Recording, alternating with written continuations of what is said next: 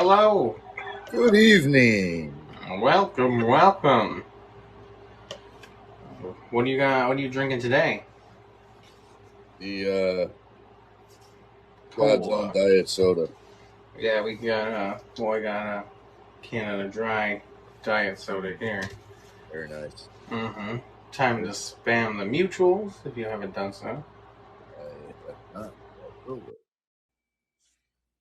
All right. So I'm trying to verify what we were just bitching about because I've been saying it for like a couple weeks now, but I need to be sure that it's true, like a true Marxist, about what I'm complaining about. But just the idea that you're paying real cash money to attend a Marxist school makes me wanna unalive myself because I could just imagine, right, like Chinese peasants in the trenches, like actively fighting against the Japanese colonizers. And like you just picture an image and they're in like a cave and they just got like a little lamp and like there's one guy, he's like shivering, there's a baby involved and they're all gathered around this guy's like on a parapet and he's like, okay, you know, we're surrounded, but at least we have, the written works of Marx here. That will be $100, please. And then like people just start throwing in money in the bucket to read Marx. Like, you gotta be fucking kidding me, bro.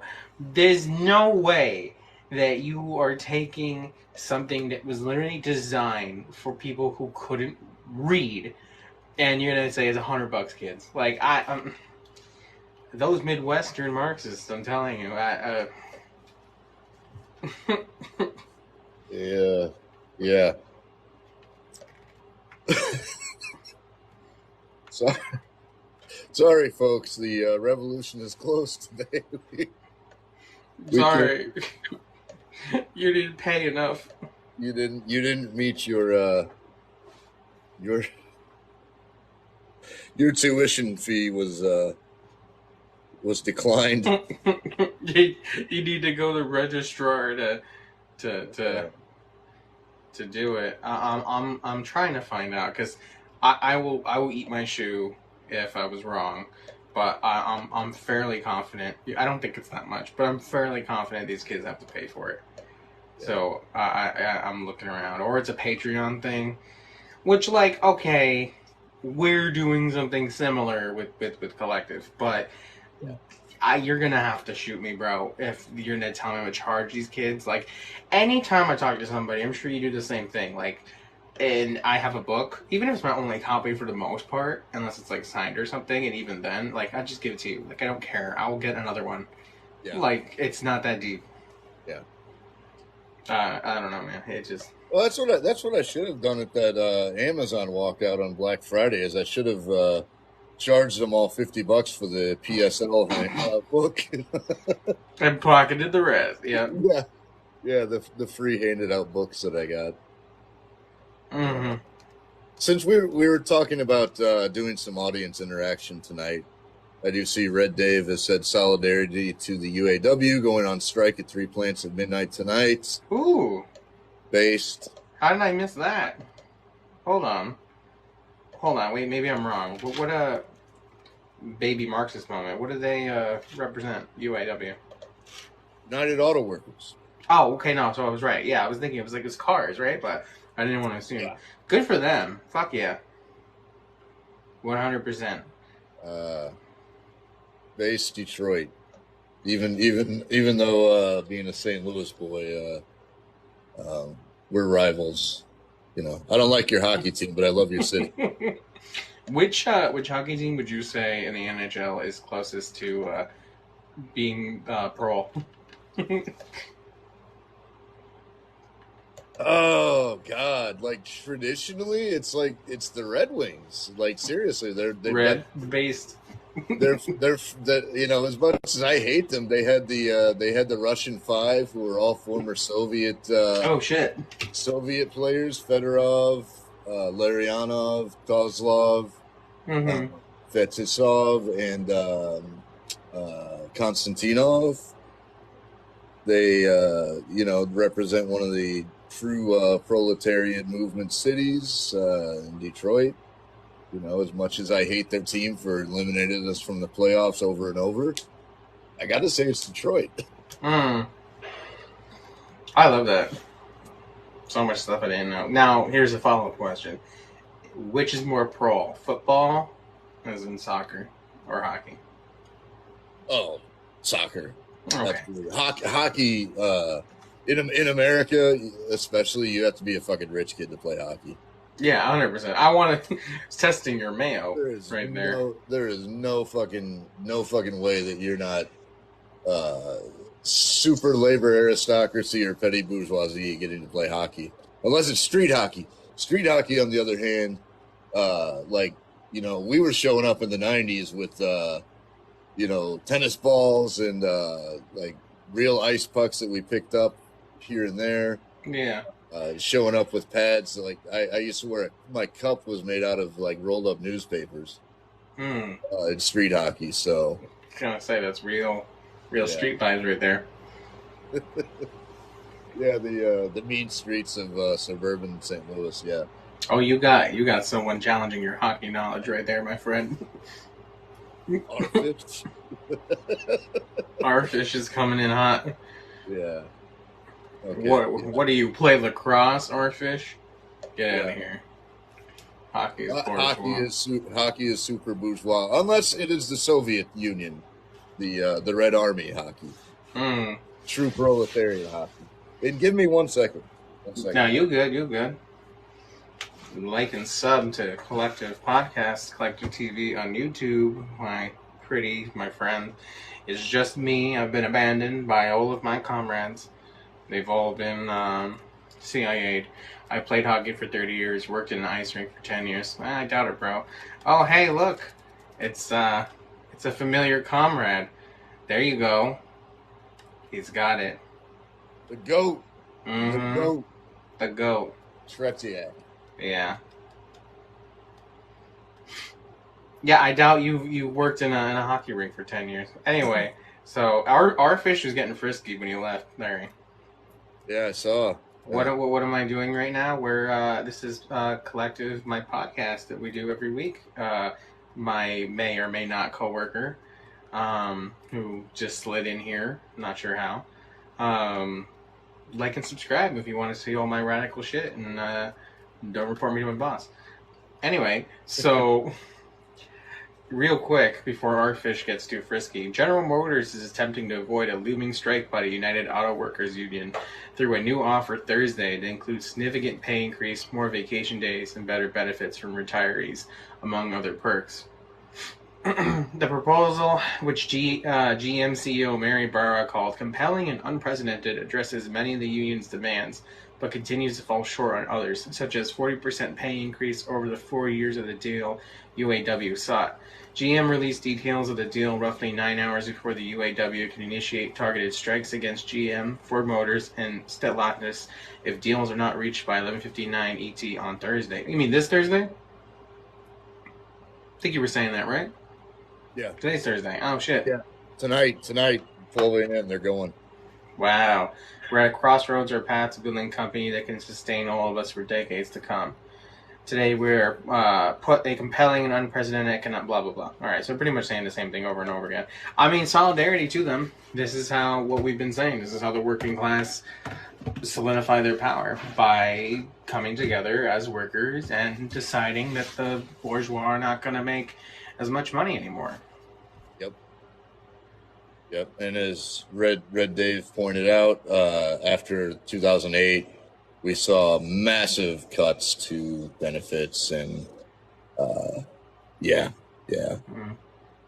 It's crazy that it's taken this long to really fight back against that 2009 disaster after those bailouts. Right.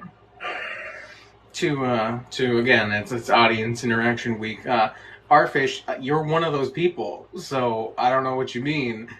And two, you said you've seen programs that Larry offer hockey for free. I think you misunderstand the point.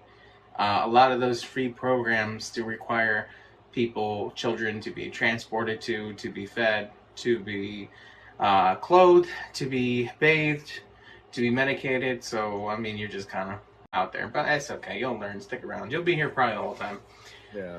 Um, yeah, I mean, so what do you think? Do you think that the strike's going to happen? I mean, we're literally like 40 minutes away from it being authorized. Yeah. Everything I've heard, I haven't followed it super closely, but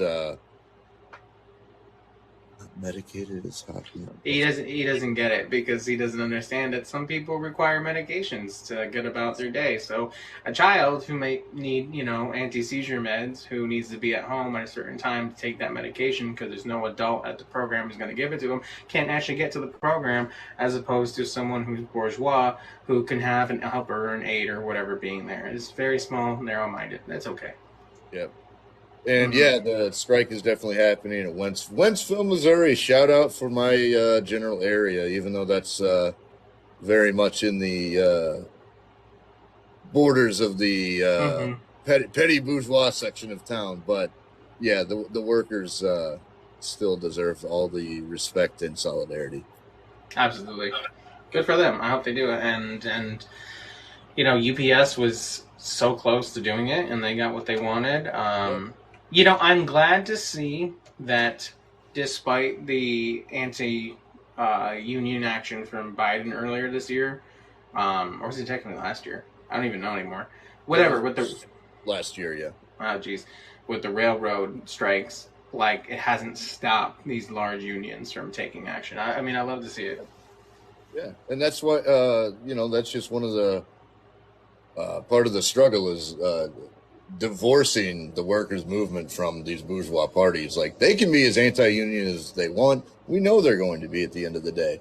It's up to us to do the work, like we were talking about earlier, rolling up your sleeves and doing it ourselves. Yeah, for sure. Well, we'll bring everything around full circle. It's gonna be a good episode. Yeah, Red Dave, I saw what you're saying. He said, and they're not saying which plants will go on strike when to keep the capitalists on their toes. And we should read the comments out loud because they're not going to show up on YouTube. Right. But yeah, I saw a TikTok about that actually before we came online, and yeah, shoot, what my point? Sorry. Basically, they're gonna do. I don't know if it's called like a stagger or something like that, or like bottlenecking. I think where basically, even though the whole union will be on strike, the specific plant or area or assembly line has to be put on notice that they're going to strike, and it will be very specific and targeted to, the products, really, ultimately, at the end of the day. Killer Cobra, hi. So this is audience interaction week right now, because it's just me and Larry doing the episode. So you got questions, you got whatever, we'll try to interject it while we talk what we're talking. So right now we're talking about UAW strike, doing some general news. Then we're going to talk about Putin and Kim and Hunter Biden, and then some other stuff if you stick around. So let's keep it moving. This episode of Kollectiv is brought to you by the Red Army, and if you're going to choose hockey, choose red. I have to say, though, in my own union, when we were discussing what shirts we were going to wear, what color, immediately I was like, red. And everyone was like, yeah, that's a good idea. And I'm like, awesome. Fucking yeah, I'm so here for it. And yes, and hi, Neuro says, when I saw 32-hour work week, I was like, they're serious finally. Yes. Absolutely. Yes. You don't need to work that much. You don't. No. Not in the amount that one person can, I mean, I'm not saying it right. The amount of labor that someone can produce is so vast in modern day that there's just no need to work more than 40 hours. Yep. Hurricane H, not today. We're doing a little experiment right now. Usually we don't do too much audience interaction because there's 5 of us, but right now we're doing a little bit of a off the cuff kind of episode. So you got questions, you got whatever you want to troll, go for it. And I wanted to say Killer Cobra didn't like the PSL video, the one they announced their campaign for. Felt too flash mobby. I'm right there with you. I've had some good experiences with PSL, some not. Again, I think Ivan and I were talking earlier about the need for parties in this struggle and what we should be doing. And really, the parties aren't all that important. You know, working in your community, in your workplace, unity amongst Marxists. You know, that's the kind of stuff we need. There's of course a time and place for electoral agitation, but yeah, it's that PSL video was not it. It came off like a DSA production.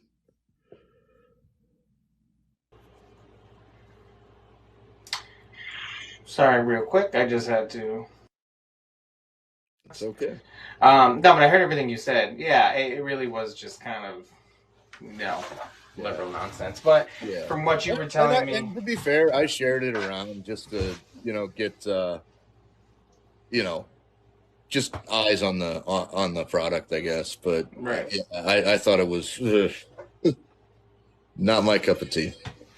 right, yeah, no, not at all. Um, but like you were saying, I mean, that just seems to be sort of the consensus with NSA types, and yeah, with the when it comes to the party and all that, this was kind of our conversation we were having before we went on the live. And basically, I was expressing some personal frustration with my own experiences with in real life organizing with official Marxist parties. And I think a lot of it is a generational problem. At the same time, I think a lot of it is also a liberal problem. And you put those things together, and you get a lot of liberals in Marxist parties. And if you have been watching this podcast, you would know I don't like liberals. To put it nicely. Whoa. Ivan doesn't like liberals, No. and you get these people who really just don't making any kind of real revolutionary change. Instead, they want to read their books and their theory, and I'm not against theory. As I was saying to you, Larry, I'll give people my books for free. I'll give them PDFs for free, just because that's how you educate people. But expecting to meet in like a sus location to act as if these papers and books and newspapers are illegal, they're not. You can Google them. That's the beauty of the contradictions that we live in today. That we can go on a live and talk about socialism, and we don't get FBI, not yet, but Not yet. you know. That day will come. Mm-hmm. Unfortunately, where it won't be a joke. I mean, what happened to them? But always go back to Iraq War. Same kind of static panic. Folks back are the pro-Slava Ukraine today. Yeah, I mean that's just typical liberalism. That's just so much of the American labor aristocracy is in bed with the political duopoly of whether it's Daddy Joe Biden, whose son just got charged with firearms charge, which is amazing, or Ron DeSantimonious and Donald Trump. Like it doesn't get better. They're not, but those parties aren't interested in changing anything. They're only interested in consolidating the power that they have. So then you get dumbasses like us who are here doing a podcast, trying to educate y'all on what's going to happen. But real change only comes from education, agitation, and like the UAW is doing, they're going on strike. And that's how those people are going to get what they need through organizing. Right. And we were talking about the political organizations currently, the CPUSA, the PSLs, the FRIZOs, etc. How those spaces are useful for what they do, but For sure. we're the movement is actually a lot of those organizations aren't in amongst the workers. They're doing incest. They're talking to each other. That's it, and that's the extent for one reason or another. But the hard work is done in your community, and it's done in your workplace. Those are the places. Those are where the Soviets were formed, right? The Soviets weren't formed by the Bolsheviks or the Mensheviks. The Soviets were formed by the workers. Yeah. Class. It was not something that that one party went out and spread. It was something the workers did in conjunction with some radical parties. So, absolutely, yeah. And I think it's almost like they like we always go back to talking shit about them, and we might get in trouble in the audience interaction. But here we go. The Pat Sock Midwest Marx types, where they talk about interacting with the working class, but then so much of these parties, like the Frozos, the PSLs, the whatevers, and I'm sure individual chapters they do it themselves.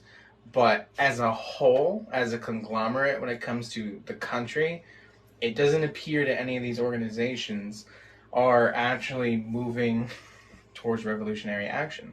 They just kind of exist within their own bubbles, and they don't realize, like you were saying, that although it was the Bolsheviks that had their name on the party, it really wasn't just the Bolsheviks. It was the everyday factory man and woman being radicalized to do work, to be a communist, to be a Marxist. They didn't fit a stereotype. They didn't fit a particular dimension. It was being radicaled in the sense of doing what needed to be done. Mm-hmm.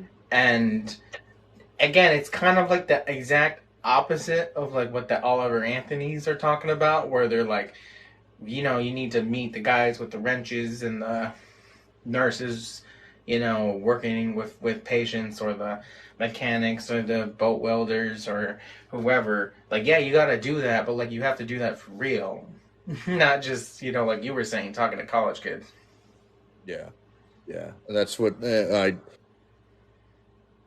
we were talking, it's very important for our younger comrades to do organizational work, to learn the stuff.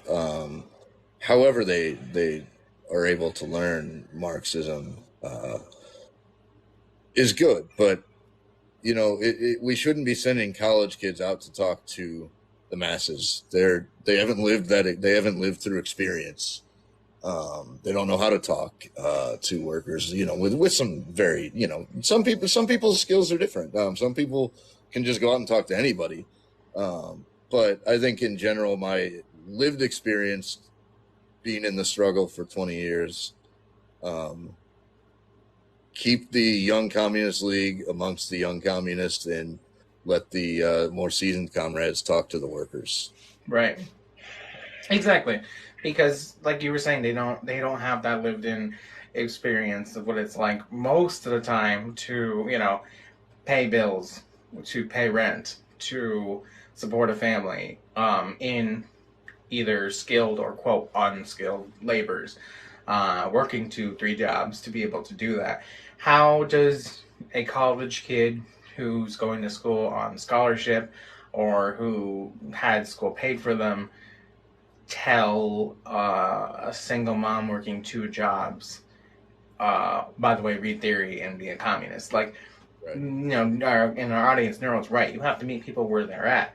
But you have to understand at the same time that single mom with 3 kids is the communist. They were the people who led revolution. Not the figurehead, but you know what I'm saying. They did the work to let the revolution happen. Exactly right. All right, let's. And we can talk about Oliver Anthony's little jaunt into Jordan Peterson's. Oh my God! That was perfect. You watched it? Or did you Yeah, read? Okay, so I watched the little short clip in the one that I think we talked a little bit the other day, mhm. that it was just clear as day uh, what his level. And I'm not blaming Oliver Anthony. He's where he is because he's never engaged with Marxism. I just you understand the message he's sending out when he talked to Peterson, and he basically said that just a bunch of liberal nonsense. We need to love God first and love our neighbors, and then work together to find a solution. Wow. That is just mumbo jumbo, means nothing. But like I said in the chat the other day when we were talking about that, is I find interesting is that in his words, you've got the kernel of fascism. While it doesn't Yeah. seem like it to liberals, they think, or even conservatives, they hear words like that and they think, love Jesus, okay, maybe not, but love your neighbor and come together to fix problems. And he doesn't talk about actually threatening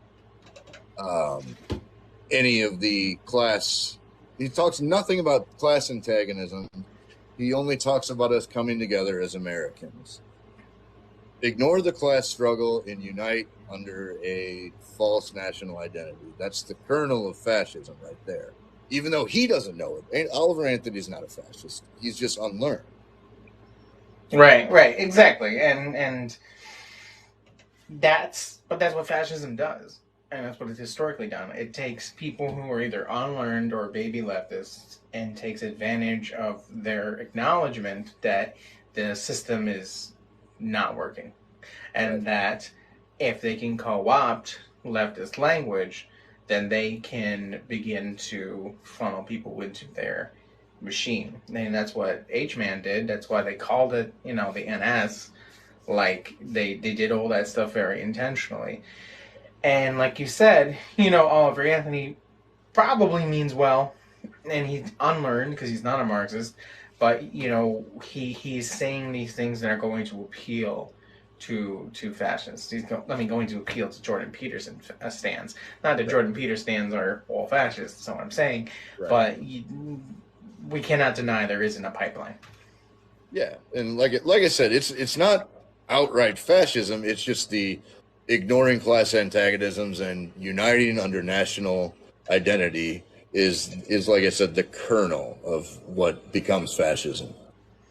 National identity in a white country. I'm gonna national identity, bourgeois national identity. Right. Yeah, exactly. I want to make that distinction because we have talked about on the pod before national identity and how does a national revolution look in the third world versus in the first world. And in the first world, we know it just leads to fascism, as opposed to somewhere like in Niger, where there's a people's coup, in Gabon, where there's a people's coup, and all these other countries that are using their new national identity to remove imperialism.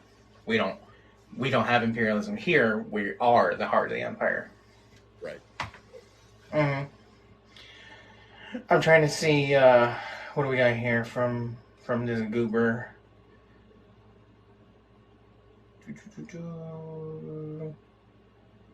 I don't know. I mean, I just couldn't imagine what that room was like. I mean, how did it sound? Because we know Oliver, he's got a very kind of like voice, and what's his name? Jordan sounds like the Muppet. Yeah, there we go. Well, it sounded a lot like that, and that. There's a rat, and he sniffs. No, it sounds just like Jordan Peterson talking to a guy who Oliver Anthony has been, used as a tool of reaction by the existing bourgeois state is what he's been co-opted into. I don't think that guy has a clue of what he's being used. He's just being used as an imperialist tool, and he doesn't know it. Right, exactly. I'm just laughing here because of Neuro. We'll see who cancels who. You woke moralist. Yeah, exactly. Gonna go. God, crazy. All right, let's talk about some based people. Controversy right here. Putin and Kim Jong Un exchange rifles as North Korea leader continues Russian tour. Yeah. All right, Vladimir Putin and Kim Jong Un gave each other rifles as gifts when they met. The Kremlin has said, as the North Korean leader continued a tour of Russia on Friday, involving a visit to fighter jet factory, Putin gave Kim a rifle from our production of the highest quality. Oh man, Putin gave me an AK. He also received North Korean-made rifle, even better. Kremlin spokesperson Dmitry Peskov said Putin also gifted North Korea leader a glove from a spacesuit that has been sent to space several times. That's crazy. The Kremlin and Kim's visit to Russia's Far East would last a few more days, and Kim's train was soon pictured on Russia's state media, pulling into the station. I'm not even going to try to pronounce that on Friday. Welcomed by a group of women in Russian national costume. All right, right. What did they talk about?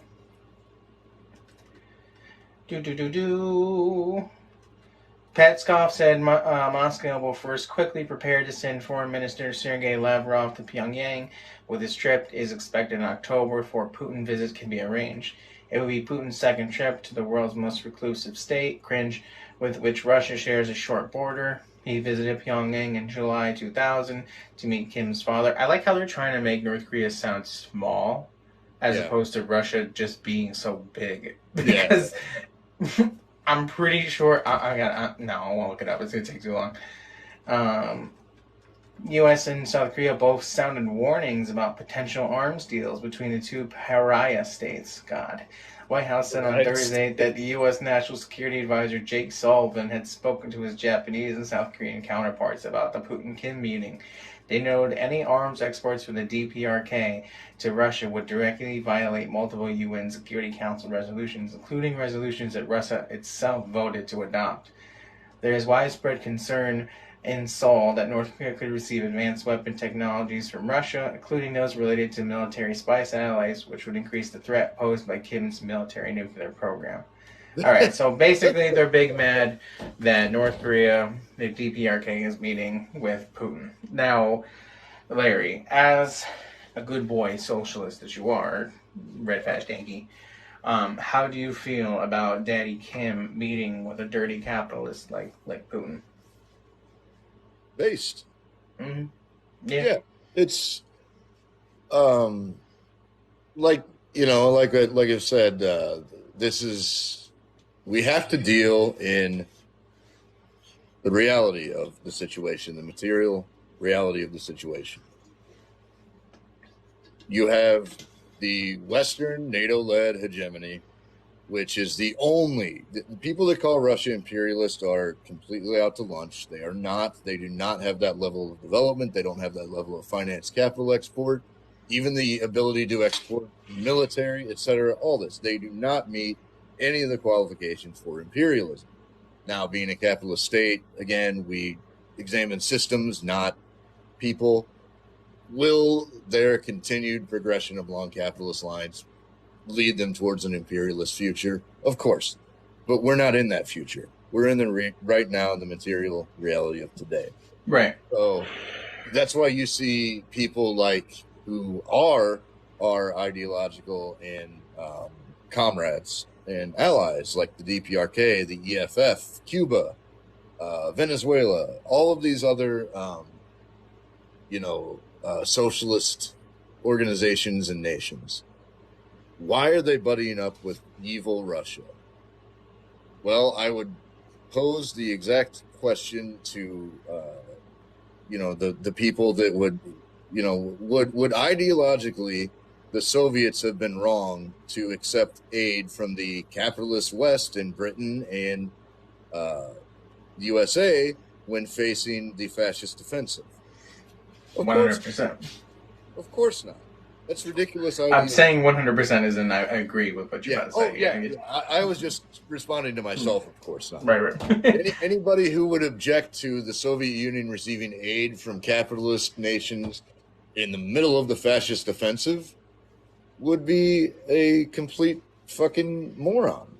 Yeah, So no, I was just gonna say, like, I don't think people realize that, and I could be wrong, but I'm pretty confident in this, that Operation Barbarossa was the largest invasion ever. yes, Period. yes, 10 times bigger than D-Day.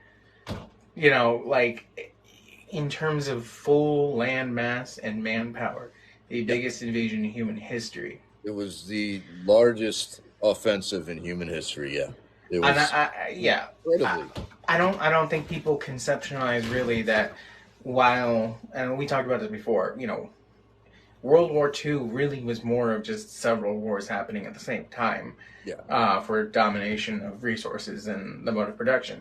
But the war between the Soviets and Germany in 1945 could just by itself be a massive conflict. It is a massive conflict. It's the world's biggest invasion ever occurred. yeah. Just the Soviets versus the Germans itself would be bigger than World War One, which was the second biggest war. Right. Exactly. So, you know, yeah, you know, I mean, you could say I support the Soviet Union, but the Soviet's gone anyway. So I don't, you know, can you really support something that's gone? But would I be against the Soviets taking aid from the capitalists? No. Why? Sorry, I burped. Why would you ever not take aid when you're actively fighting your mortal enemy? You Right. know, and that same line of thinking will go into building revolution as we build revolution here in the United States, and as you know, we see more militant unions rise, as more organizations rise. We're gonna have members of the bourgeois, some legitimate, and others just trying to save their own skin, trying to, oh, I'll help you guys, I'll give you guys some money or resources, whatever. We're gonna take it. Yeah. And whatever happens after is what's going to happen after. But Right. there would be no reason to not take that. Right. That's just, it's not thinking in material reality. Yeah. So I agree with exactly what you were saying. That meaning is 100% based because, reiterating, Russia is not an empire. Just by definition, what they're capable of, they're not. Would Putin himself like to be an imperial empire? I don't know. I never met the guy. But I guess that's more appropriate to say that probably, but they're just not. So we can think probably, we can think an abstract, but it's not material. So it's kind of useless. The material reality is, for the majority of the planet, is the United States is the antagonist. So between ideologies, Cuba, Russia, China, North Korea, Juche, socialism, communism, capitalism, they're going to work together to stop the equivalent of Germany 1945. Yeah. Yeah. It's you just have to, you know, you have to get. And this is why reading theory is so important, because you have to understand contradictions and what's a primary contradiction and what's a secondary and tertiary contradiction. You know, um, ideologies between the difference between Cuba or North Korea, or sorry, DPRK. I still have that goddamn Western brain implanted in me. And Russia are all valid and all, important, but they mean nothing compared to the primary contradiction of imperialism, which is NATO in the West. That's, as we say, um, political geopolitics change as the material conditions change. The U.S. and Britain were absolutely imperialists in World War II, Yep. but they weren't marching towards Moscow. Right. So engaging in political alliances with them was a necessary evil. Right. And, And it's no different today. right, and it kind of touches on what we were talking about last episode, which was, how, could China, People's Republic of China, do more to help the global proletariat? And generally, yes, and I put up an argument as to why I don't think they do. Regardless if that is correct, the material reality is that Russia is doing more against empire than a socialist nation is right now. Right. So, And I would say in different ways. I think China is combating it in their own way by just I hate to sound like a dingus, but uh, they're doing it in their own way by massively focusing on their internal increase of productive forces. And right. that's from their purview, that's what they have decided to take the path to combat imperialism that way. And I understand that, and more power to them. It's working. Yep. It's working. And Russia is combating imperialism in its own way. It's another thing that I've talked about several times when the U.S. was going to just FA and FO in Venezuela. It was not China. It was not, and of course, the smaller nations that are socialist don't have the capacity to do this. It was Putin and Russia who said, if you do this, we're going to take action, military action, to counter your move in against Venezuela. That had not happened in over 30 years, Right. since before the fall of the Soviet Union, that anybody challenged the United States hegemony. It had not happened in 30 years. I mean, it really stresses the tragedy of the fall of the Soviet Union because, yes, Russia's not the Soviet Union, I get that. But my point is, if the Soviet Union hadn't collapsed, the invasion of Iraq would have never happened. The invasion of Afghanistan would have never happened from the U.S. end. The coups in South America in the early 2000s probably wouldn't have happened. Like, it would have been a very different world. Yeah. So, I'm glad to see somebody oppose the opposition. In Minecraft, obviously, Mr. FBI, this is not serious. But, man. Well, I think we cover that pretty well. As baby leftists, you guys listening out there, as you become more educated, remember that everything is material. Nothing is in the fantasy. Nothing is abstract. You have to think in reality. In reality, who is doing the bulk of the work and in which way? So when Russia, my preference is that Russia wins the war against NATO, that the communists turn around and say, all right, well, fuck them. Take them out, because that would be the next logical step. Right. Viva, hold on, look down here. Viva 25 de Julio. Are you based, comrade? Cuban comrade?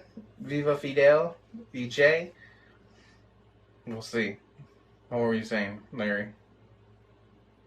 I was just saying about the struggle continues and goes on. Again, talking about contradictions. First we have to confront and combat unipolar hegemony, and that's already people talk about moving towards multipolarism. We're already getting there. We're in the process of starting it. So that contradiction is going to play out how it plays out, and as we go along the way, again, material reality changes. We have to adapt to it, and struggles will change. We'll find ourselves allied with former enemies. Former enemies become allies. We have to be the working class, and the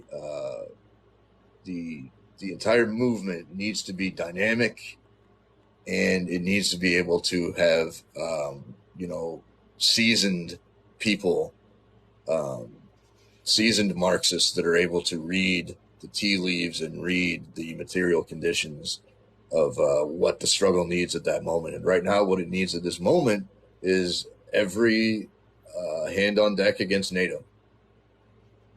Absolutely. That'll change in 20 years, because eventually the likely withering away of NATO's influence is going to result in new material conditions 20 years from now. Absolutely. To answer your question, Viva 25, we're not in a party. This is Kollectiv. our podcast, our YouTube channel. Kollectiv is a Marxist-Leninist organization meant for educating and propagating Marxist-Leninist content and boosting people's content who otherwise wouldn't get as many views as they would on their own. So check us out on YouTube. I followed you, follow me. I'll send you a link. I think you'll like our stuff. I did some work on Latino Americans and Marxism, and Larry did some stuff about more home-based U.S. comrades. Check it out. I appreciate it. I think at this point we can brush on what we wanted to talk about a little bit, which was kind of our journey into all this bullshit. You know, a little bit of our origins. Why are we here at 11:46 at night talking to Marxists? So you want to start, Larry? Yeah, it all began in the cozy little town of St. Louis. Mm-hmm. No, I'd say my journey towards Marxism began at a fairly youngish age. Yeah. Understanding that, at my age, I'm 41. So I grew up, came of age when communism was on its decline. In 91, the most horrible year in existence. Terrible year. Yeah, we and I was a 9-year-old kid living in St. Louis. So the only thing I knew of it is that, I had some family members who had come from that area of the world prior to the revolution, and not everybody saw it as a great triumph, shall we say. Right. But, later on, I just watching the world around me, right? Understanding that things were fucked up, but why? And, growing up, I had been big into reading. I didn't read political theory until I was much older, but I was into reading and I was into music. And, honestly, just music was the first thing that radicalized me. Bands like, I know our comrade Killer Cobra will appreciate Ministry and Skinny Puppy.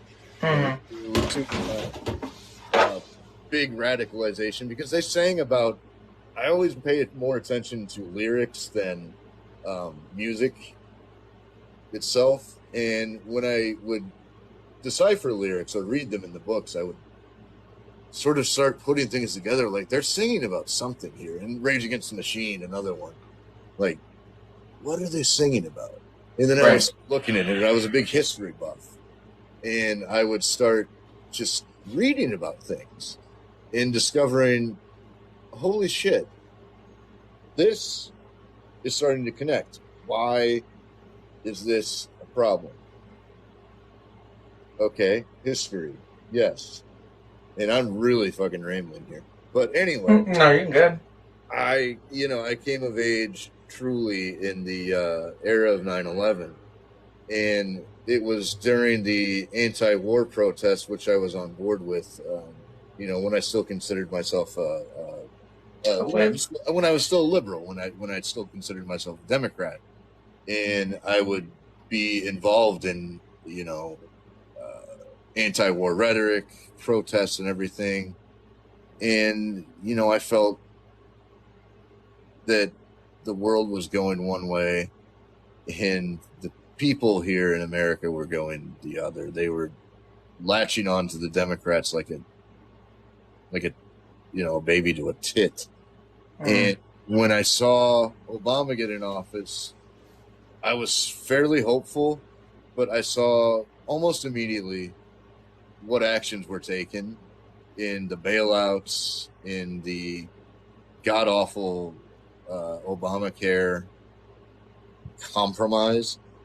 And I moved away from liberalism around then and started, just reading more. Yeah.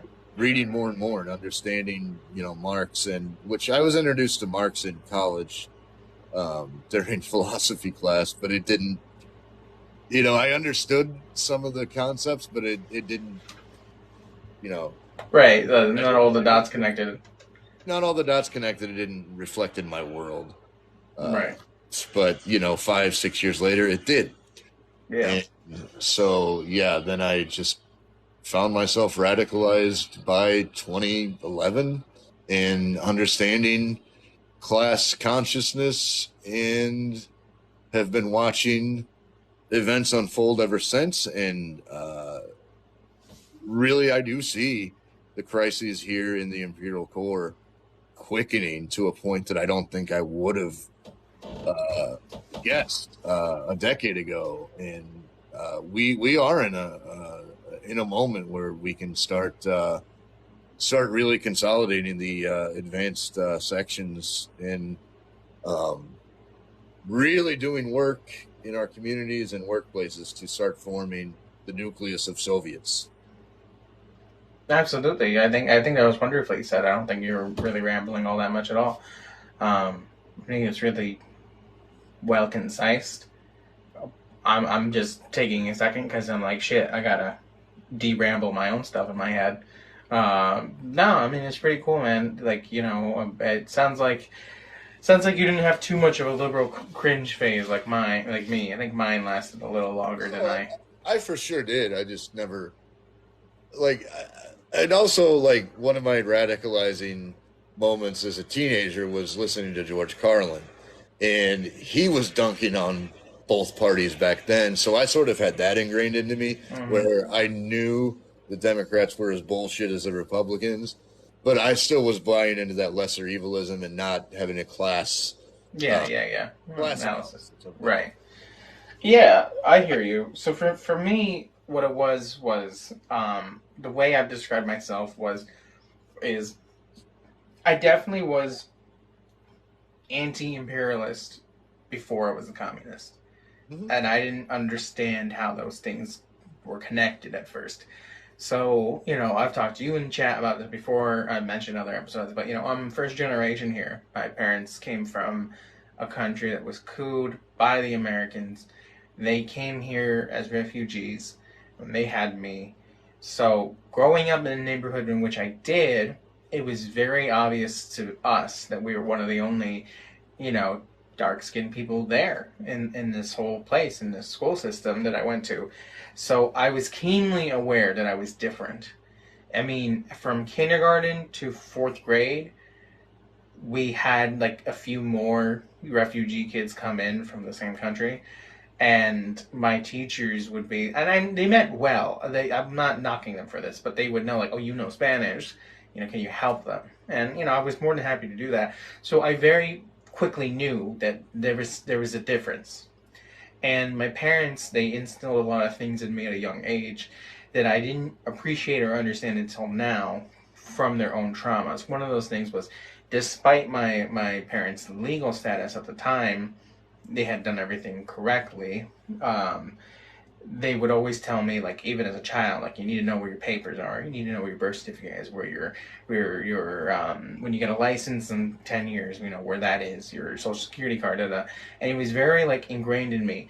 And I remember being in, like, third, fourth grade, we were talking about immigrants, like, to our teacher. Like, we were reading one of those Kids Time magazine things, and I remember vividly, like, it's funny, but at the same time, well, what, it's not funny, where I remember vividly being like, yeah, my dad's an immigrant, but he's got his green card and you guys can't do anything about it. And then just, like, continuing my what I was saying.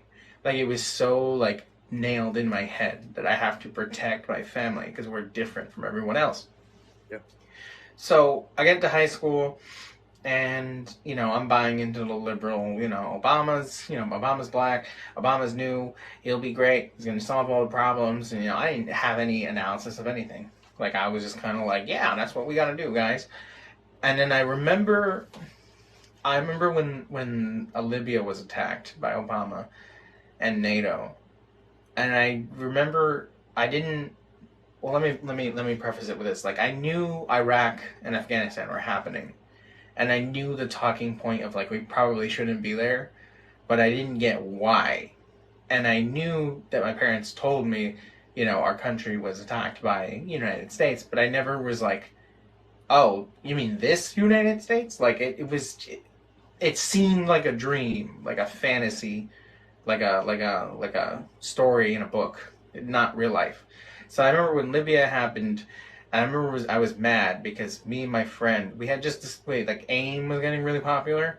So I remember like we would, this is so stupid. We would watch the fucking George Lopez show and then like talk about it on AIM, and I was mad because it was interrupted because they were bombing the shit out of Libya, and I was just kind of like, man, what are they doing? No, no, no, forget about it. Then end of high school, that's when the Ukraine crisis really started to take off. I think Minsk 1 happened then, and the Crimea situation happened, and I still remember putting cringy Facebook status like Putin's trying to restore the Soviet Union. Oh, good goddamn! I wish cringe, cringe, cringe, It's but okay. We've all been not there, but yeah, we've been somewhere right, similar. right, right.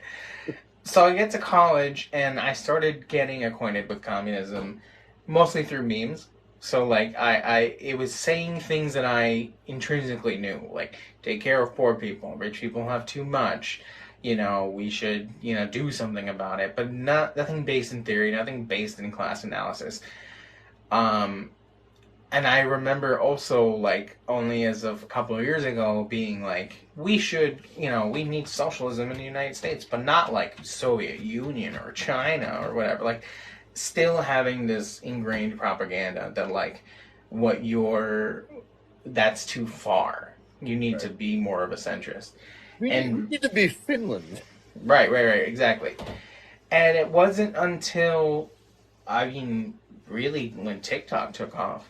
So now going on 3, 4 years of like, in the pandemic going on and like seeing like people talking about communism, socialism more than just memes. And then I was like, oh, okay. Like people actually like analyze this kind of stuff. Yeah. And then every now and again people would be like, you should read this book. And I was like, okay. And then I would. And I was like, oh shit, there's some stuff to this. And it just kind of escalated from there. And then I met you and saw you still. You were one of the first people who followed me, actually, Larry. And I was like, all right, cool, cool, cool. And yeah, you and Neuro and a couple other people. Um, Jolly was one of them too. And then, everyone started following, little by little. And just over time, I just became more radicalized and learning more and more every day. And I'm super grateful for it because as frustrated as I get at the world around me, like now the things make sense. It makes sense. Why was I born here? Why did my parents come here? Why is my home country the way that it is? Why is the United States the way that it is? Why do we have all these enemies? Why do I have to work 2 jobs to survive? Like now I have answers to things and I know what the right thing is to do. Right. Right. It is to be really still really cringe. It's sort of a relieving moment when you get it, Right. that it's not all on you, and that logically you can break down now why certain things are happening. You don't have to rely on these idealist, liberal, silly notions of why things are happening. When you get that just solid dialectical and historical materialist analysis, it's a beautiful thing. It really is because now there's, I don't know, just less mystery to things. Like if my boss is a dick, I can kind of be like, well, material condition. Like, you know what I mean? Like Right. things just make more sense. Yeah. And another thing that radicalized me too was, my career field, going into the medical field, going into nursing, and knowing already how fucked up the healthcare system was, and then like really seeing it like in your face. Like I remember one of my first days as a nurse ever, a doctor telling me that they weren't gonna give somebody medications if they were disabled because it was a waste of resources. That was the words he said. And I was like, wow. Like rough. Like Yeah. I mean, I know why the whys, but it's still amazing to me that just the operation of our healthcare system in this country doesn't radicalize more people just on that alone. Mm-hmm. But again, it's lived experience. Like I didn't really like I understood some of the concepts of the class struggle against the rich and everything early in my life and early in my 20s, but until you get handed a fucking emergency room bill, Mm-hmm. personally, and you're like, what? Is this real? Yeah, exactly. It hits home a little. That's a shot. Absolutely. It hits home a little bit different. Yeah. Before I comment on that, because I know they're in the audience, Comrade Batty, you got a message, either us or Cutie, this week or next week to see when you want to come on. Your time slot's coming up. If you're ready, just let us know. But yeah, exactly. Like that in itself really should radicalize anybody. And it's crazy that I've met people where it didn't. Like I knew somebody with my family adjacent who hurt themselves really bad, an accident. But you know, we told them like, there's these programs you can apply for, and they would legit be like, I don't want a handout, and it's like, it's not a handout, bro. You're paying for it already. Yeah. And then eventually they did get the help they need, and they're doing so good. And I remember one of the last times I saw them in person, they did told me like, wow, like this Medicaid stuff's like really good. And it's like, my guy, now imagine if we just did that but more. Like, but for everyone at birth, literally everyone at birth, just no, it's just nobody should have to suffer for medical bills. I mean, that's one of my, as I've said in chat before, one of my job's main union things that we're fighting for is this whole insurance situation changed. Like, because now we have a $500 copay for an ambulance, and for people at my job, the direct workers who make $15 an hour, you can't afford that. You can't afford that. You just can't. So yeah, it's in a country where people regularly take Ubers, and then Uber now or Lyft now has an ambulance service. God. I mean, how do you? But the thing is, that's so fucked up because that Lyft is offering more money to people to do that. Yeah. Like, but the liability of that situation too is just insane. Like, the amount of things that could go wrong. I mean, just from my perspective as a nurse, that can go wrong in a situation like that is just not conducive. Right, and I've had people in my life before I've known that are EMTs, and it's just like hearing some of their stories and like putting the potential of that kind of situation on. So, and I drive Uber part-time occasionally.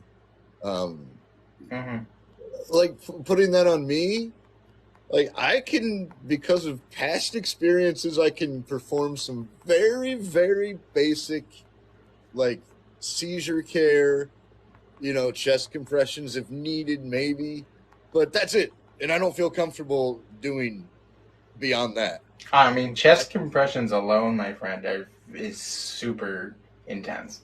Yeah. Like, it's not like what they do in the little TV shows where they're like that. Like, no. Like, a full 2 minutes of chest compressions could win somebody. Yeah. And, yeah. Like just putting that sort of potential burden on someone like an Uber driver or a Lyft driver to get them to the hospital because it's, going to be, it's life or death, because you're either going to be in debt for, beyond what you can pay and completely ruin your life, or you might die. Yep, exactly.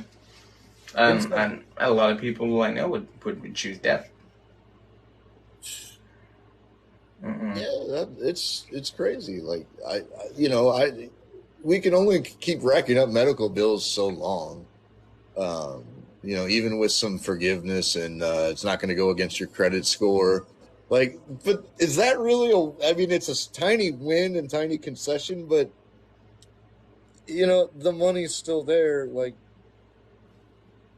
that I got to pay something of this nonsense that they're charging us, and it's just crazy.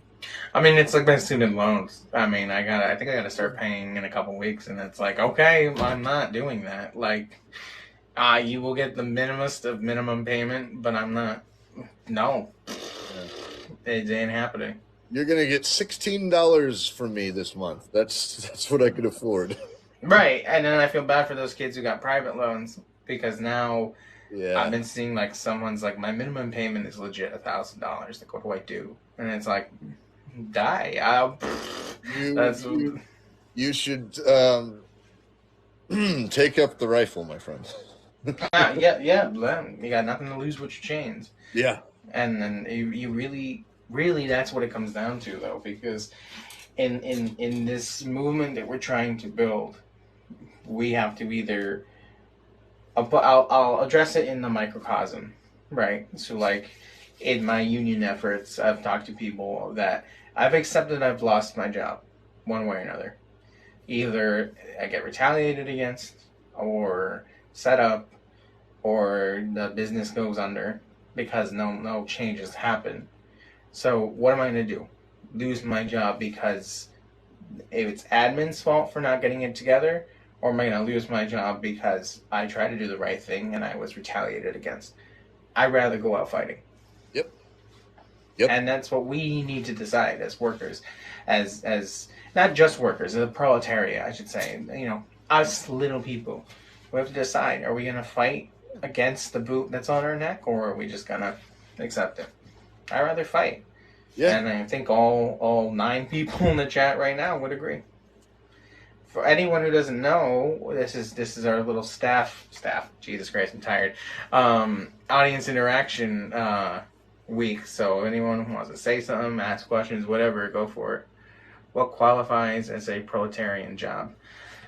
I would say all work is work. Yeah, that gets deep into. There's so many different, like, you can talk about productive and unproductive labor. Yeah. Things like that. But I think that's when you get too far into the weeds with this stuff. The simple, if you want a really good recommendation for reading, read the section of Mao's Friends and Enemies during the Chinese Revolution, where he describes the different classes. Like, he talks about the semi-proletariat, the petty bourgeoisie, the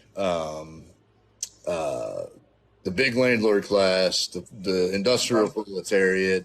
Yeah. There's lots of different class strata within the broader, population, and the lumpen proletariat. And you kind of have to navigate the conditions that the country's in. Like, right now in the United States, you have the industrial proletariat, which is actually fairly small compared to the service industry, right? Yeah. Both are having their wages, both stolen, right? Both are in a position where they have no property and have no ability to do anything but sell their labor, even if they wind up selling it to different types of industries, which wind up expropriating that labor. So yeah.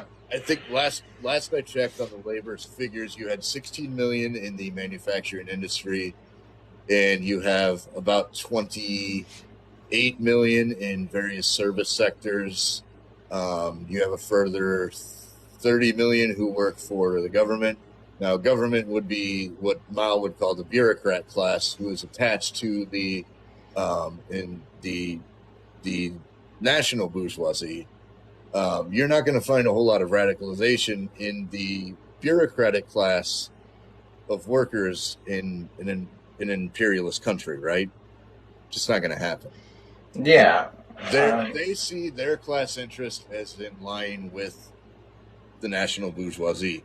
the service industry workers, the industrial proletariat, some sections of the petty bourgeoisie, certainly the lumpen proletariat and semi-proletariat, are generally going to see their class interests lined with revolutionary movements. The petty bourgeoisie, the middle bourgeoisie are going to vacillate, right? It depends on the conditions. So I've given a completely massive answer, but read Mao on this question. Yeah, I would want to add to Comrade Betty. Besides reading Mao's works on that, also we have to remember that Marxism is dialectic. It's dynamic. Things change. So while in the past, perhaps proletariat was a little bit more in terms of the industrial sectors of the working class, today we're now mostly talking about the general populace of working people who are not making money directly off of exploitation, even if you're not technically producing something. So, me as a nurse, I don't produce anything. The way my bosses make money off of me is one, keeping people alive so their insurance can get billed, and whatever magic happens with that, I don't understand it. I'm not good with that kind of stuff. So somehow the insurance companies and Medicaid justify their existence because this person's kept alive and I wrote some notes and there's some math involved. I'm not producing anything though, but I am a proletariat because I'm not being paid for my value of keeping fucking people alive, right? I would say the same thing, again, going back to sort of the MAGA communist pat sock losers, who think that barista workers are not proletariat because they don't technically produce things. That's objectively not true. They are literally producing material things for consumption every single day to keep most of the proletariat who is producing material goods outside of food consumables alive and awake and aware. They're literally drug dealing. So no, that is wrong. So I would say, to answer your question, it's not so much a percentage thing, it's more of who are you in the relationship of labor. And that's the thing, it gets kind of really dynamic because you could be born into wealth and have, your daddy, like Engels, like daddy owns a factory or whatever. What you decide to do with that is going to determine your position in the class segments. So, for example, one of our main goals for Kollectiv is to get big enough to eventually, own property, to have, low income housing for people so they don't have to worry about paying mortgages or whatever, or having, a dollar laundromat, whatever. Things that money can be funneled into other projects, other socialist projects. However, would that technically make us capitalists? No, because it's what are we doing with that? Where are we in that relationship? If we then decide to take all that money and lie, then yeah, we're being typical capitalists. But it's what you do at the end of the day in your relationships with labor and profit is what's going to determine your position.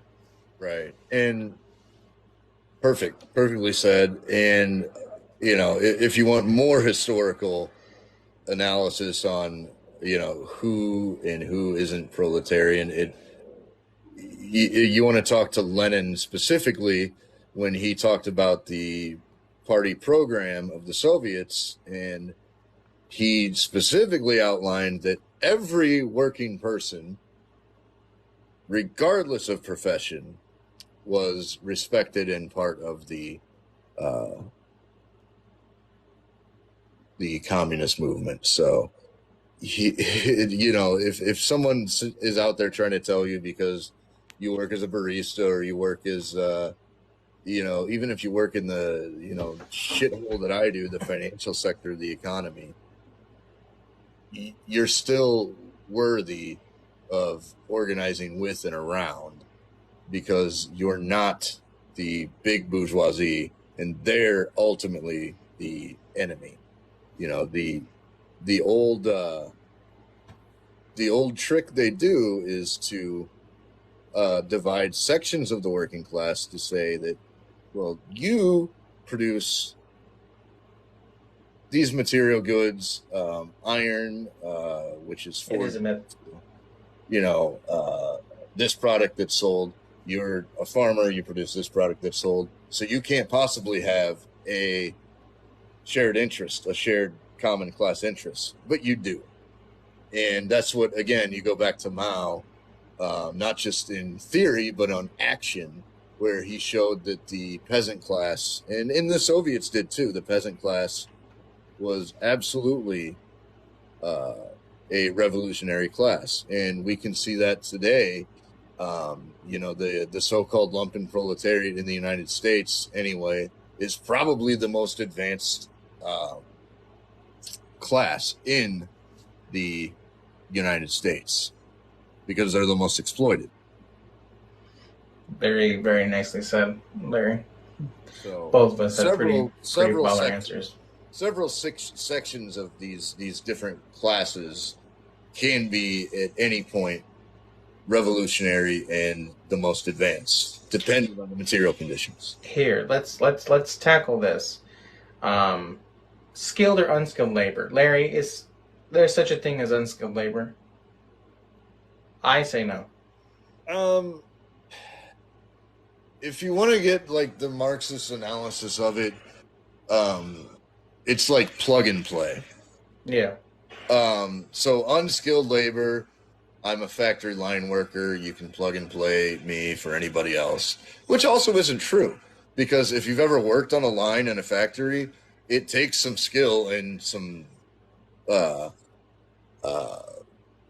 you know, practice to actually be, you know, keep that spot. Yeah. So, you know, I don't like the way it comes off, the way people talk about it, as in, again, it seems like a good way to divide the working class by saying that, well, you're unskilled labor, I'm skilled labor, and there's a conflict between us. There isn't. There isn't a conflict between us.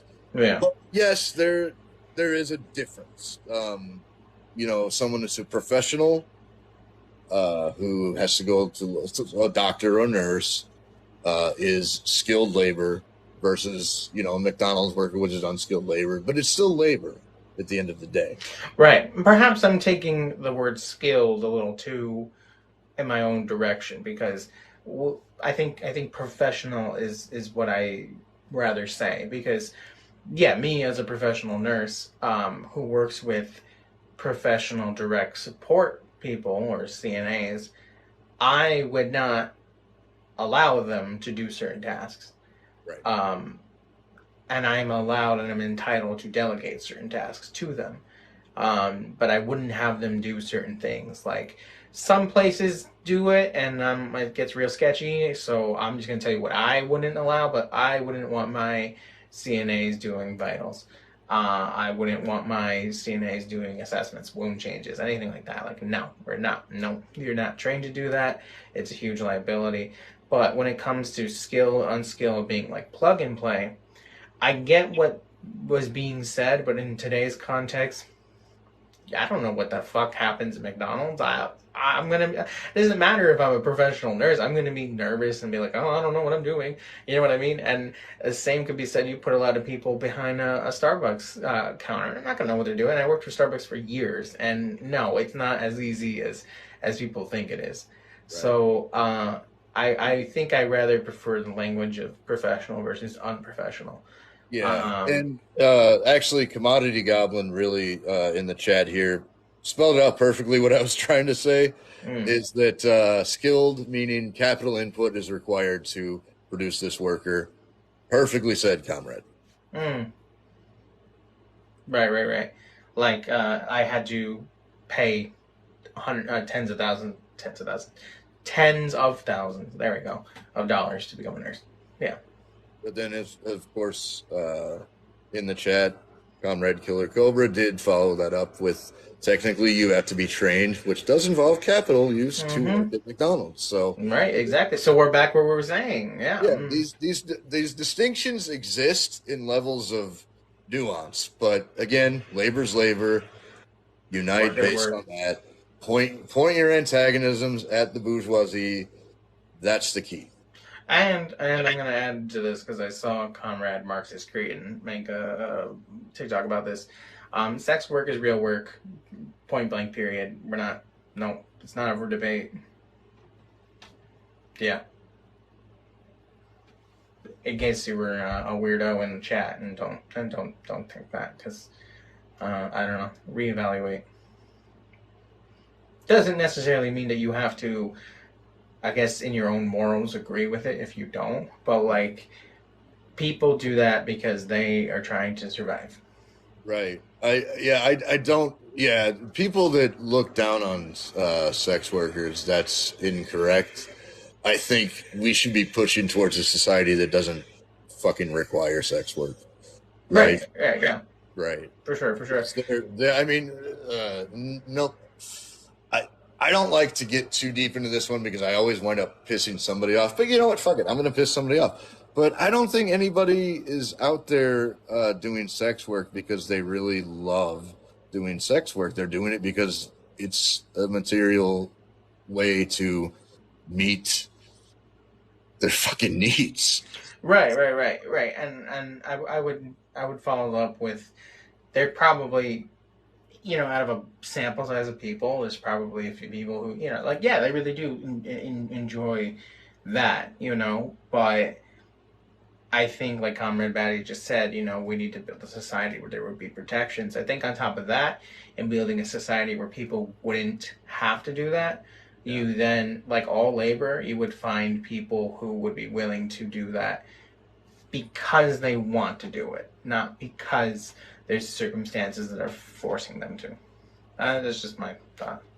Yeah, that's and sex workers are workers that require services and protection, as Comrade Killer Cobra said. Until conditions are better, absolutely. That's just the material. I just saw the same comment I did, but there's not going to be some Vosh brothel under communism. There's not going to be a Vosh under communism. He's going to be, There's not going to be a Vaush under communism. There's going to be, I can't say it. But. You know what? My YouTube page has been all fucked up lately, and I didn't realize that what his channel was called. It's like Voshite or something. And I was whatever on YouTube, and I clicked on it because I thought it was a parody channel. And then I'm going down, I'm like, oh no, this is him. This is crazy. Who the fuck would engage with this guy legitimately? That's ridiculous. Don't do that. He's a clown. He's a grifter. Don't debate him. That's stupid. Like, don't. He's not even the moderate wing of fascism. He's just a fash. Yeah, he's a NATO stan. I mean, what? God, I'm just thinking about, like, again, I'm sorry, the Midwestern Marx debate was so stupid on both of them. Like, yeah, shut up. Oh my God. Nobody should be engaging with Voosh. But, like, yeah. We say that now, and then we're going to have him on in like 2 years. Yeah. The hell we will. I'm going to put this clip in front of that episode. We're going to no. I have so many things I could say to get us deep. No. We're doing so well with just the two of us. I'm just saying we have KGB Super Soaker in store for reasons. We have it in store for reasons. What a great way to take someone out. I mean, the ingenuity. Don't ever say communism doesn't build innovation, because that was crazy. Satellites and the KGB Super Soaker. Do they know? Is it like declassified who made the KGB Super Soaker, or? I'm sure it's in the archives somewhere. I want to meet that person's family, because like that's crazy. Like, who was the motherfucker? Like, what was the thought process, right? Because it had to be one or two ways. Where like they're like, okay, SB is gonna be here. we gotta think of a way to take him out. And then the guy's like, I got it. Like immediately, he's like, he like runs to his house, and he's like, he's had it all along. Or there's like two like Soviet engineers like sweating like at a desk, and they're like, I can't think. I don't know what to do. And then the other guy's like, KGB Super Soaker, and then they went with it. Beautiful, beautiful, beautiful moment in communist history. Based, we need to do more of that. Yeah, based to the core, and we rid ourselves of Bandera. All right, I think we're just about hitting the 2-hour mark, my friend. So, you got any closing thoughts? Any closing questions from the peanut gallery? Give them a few minutes to gather their thoughts. Throw a question or statement in there and wrap this up. I think I'm getting. I love these. I love these late night sessions because it gets me energized to speak with comrades, but at the same time, I'm starting to wane on energy. No, I feel you. I'm thinking about it too. I'm like, I gotta go to work. I gotta go be a proletariat. But you know what? This episode's not gonna go up on YouTube for probably a couple weeks. We're a little backed up. Yeah. But so I can say this now. But tomorrow is a big day of action for my union. So excited. I'm gonna wear my Sunday best. Gonna have my union sticker right on my chest. We'll see if I get disciplined. So very exciting. Discipline me, Daddy. Daddy Stone. All right, audience members, if you haven't already, please follow either me, Ivan De La Rosa, or Comrade Larry, and follow us on Kollectiv TV on YouTube and on Instagram, where we do long-form content, and you can catch the rest of our podcast episodes. Really would appreciate it. You would get a forehead kiss. And we'll see you guys later. Thanks so much for watching. Bye, y'all. Hey, comrades. Bye. Bye.